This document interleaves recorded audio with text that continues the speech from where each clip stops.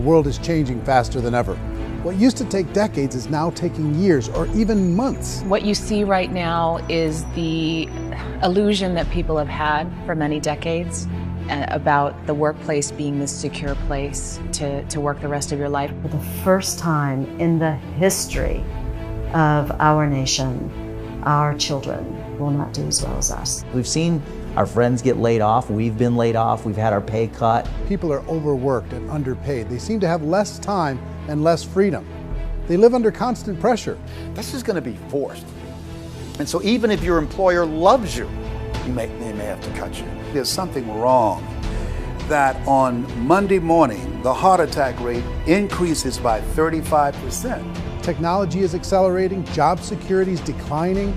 It just doesn't seem like the old models of making a living are as reliable as they used to be. Every aspect of our lives, there's a better way out there, but we're still doing it the old way. We live in the greatest country on the planet, and there are a lot of people sitting around complaining and being cynical. Like everyone's whining about this old model, and I'm like, why don't you leave it? Look at all this over here. Look at all this opportunity. Since so much of our lives revolve around our work and the way we make our living, many people are thinking there just has to be a better way. The biggest challenge facing our world today is not making money, is what are we going to do with all the displaced, unemployed people? People are afraid that they're going to make the wrong decision. People are afraid of the unknown. People are afraid that maybe I don't have the skills. Hey, sports fans, industrial age is over. It's dead. It's dying. That's why going to school to get a job is an obsolete idea. A steady paycheck is an industrial age idea.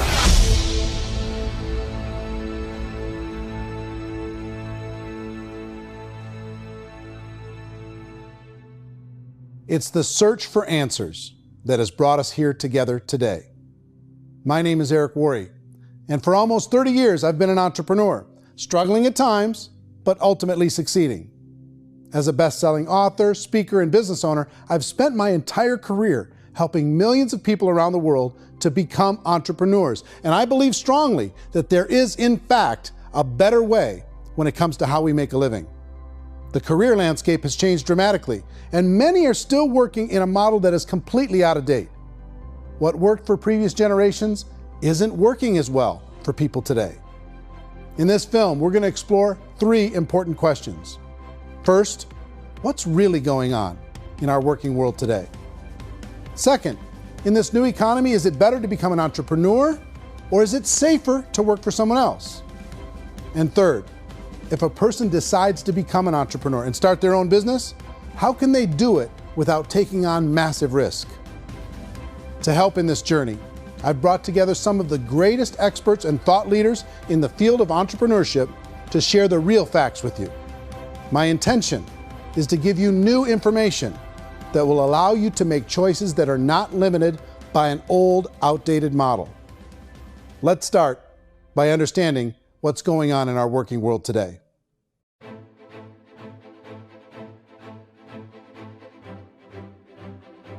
Let's look at unemployment. 30–40% of the people are honestly not working, but would be working.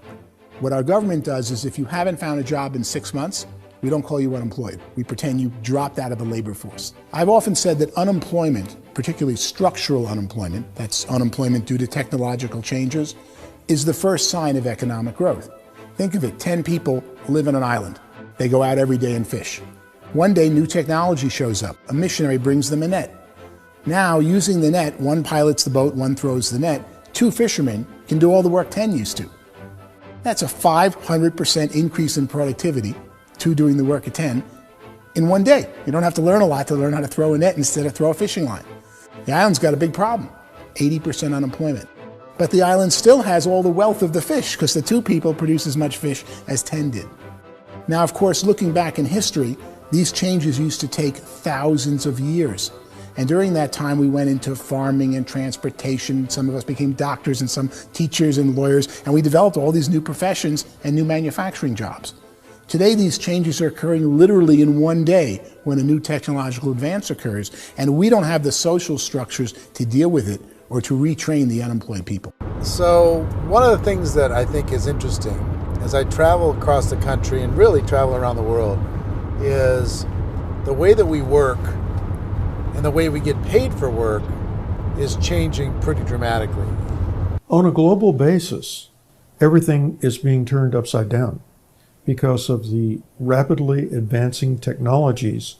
They are eliminating many jobs, and we have been left with many people not prepared for the jobs that exist. A lot of demand in public companies was to squeeze out all the fat and to get just as much margin as we possibly could, and fat equals humans. So this idea of job security in information age is so obsolete, but it's still taught inside our school system, and that's where the problem starts. There's no financial education in school system, and people are still trained to be employees to work for that paycheck. This is a chart on the middle class. What's happening in the middle class, those that went to school, their incomes have been coming down for years. And parents still say to their kids, go to school, get a job. Now what happens to all those middle class people who are dropping off the ends of off the chart? Well, they become what's called working poor. And this is what happens to working poor. But they say poverty is ending. Well, poverty may be ending, but working poverty is going up. And this is food stamp usage. So food stamp usage in America is going through the roof right now, because people cannot earn what they call a living wage. Most people have experienced financial pressures that I think are probably greater than they have been in the past. If you're not working for yourself, then it's going to be a pretty hard road for a lot of people. Today, if you're going to control your future, the 40-40 plan is gone, where you can graduate from college and get a job and work for 40 hours a week for 40 years. That day is gone. So some of these charts actually tell you what's going on. And this is a really interesting one. You know, people are going back to school because if I go back to school, I'll get a nice job. But this is what's happening to, it's called Sallie Mae, which is the student loan guys. The student loan is going through the roof. It's now over $1 trillion, and student loan debt is worse than credit card debt. So when people stopped using credit card, the government got people into student loan debt. And the problem with student loan debt is you can never be forgiven. See, with credit card debt, you can declare bankruptcy and all's forgiven. But student loan debt, you can declare bankruptcy, you still owe it. It's the worst of all debt. But this is the next picture. Look at this chart here. This is what's happening to wages of college graduates. It's going down. So you go to college, you rack up all this debt, but you earn less money. Now, that's not that intelligent. Average person who's been working a lifetime in America today is ending their lifetime at 65 with about $41,000 in assets. They earned just enough to survive. I think in the United States we have something like 17 trillion in debt. That's just the federal government debt. We got another 2 in municipal and in other, let's call it almost 20 trillion government. We've got 40 trillion in private debt. That comes up to close to 60 trillion. When you then add something we never had before, what you were talking about, when we look at the unfunded portion of Social Security and primarily Medicare, Medicaid, that at the most conservative estimates from outside firms, Kleiner Perkins, 67 trillion and growing. That's more than all our other debt. There's less conservative estimates that say it's 84 trillion or higher. I added up conservatively $127 trillion in total debt. Debt is a financial drug. When you take it to excess, it's like taking a drug. Yeah, it makes you feel better, it enhances your performance, but at a huge cost, eventually it kills you. And so that's what happens. We keep doing more and more debt, and you get less and less results, just like a drug, until the debt gets so high that it crushes the whole system. That's where we're at, 8.2 times GDP. You know who I feel sorry for? I feel sorry for the person who dreads going to work, who is sick to their stomach on Monday morning, who hates their alarm clock, who gets a little glimmer of hope on a Wednesday because it's hump day and says, thank God it's Friday.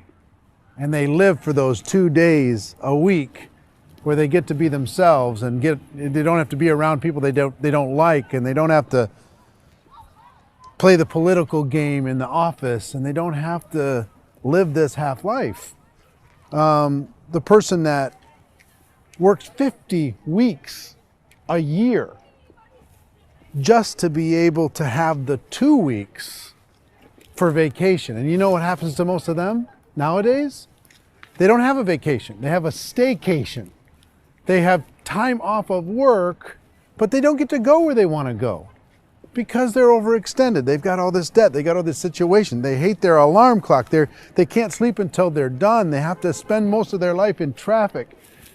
I feel sorry for that group of people because there's a better way. They just don't know it. I see this really interesting attempt at rugged individuality in a 6x8 rectangle. And I feel like you're all the same, except for the little push pins of the pictures. There's different pictures. Yours is named Jenny and his is named Sujara, but it's the same people. And this is how they are, and they're just like the zombies, and there's no joy in there, there's no fun. There's always like the wacky woman who decorates her cubicle, and that's the most she can do there. You got to give her credits, right? The wacky cubicle woman. The basis for their life is worry. I'm worried, you know, maybe I'll get fired. I'm worried maybe my company will go out of business. I'm worried I can't keep spinning the plates on paying the bills. I'm worried about how do I send my kids to college. I'm worried, what if the transmission of my car breaks? That's, you know, 2 or 3, I can't fix it. People live in a sea of worry, and it eats at them. Those signs that people held up during the Depression didn't say looking for gainful employment in a cubicle.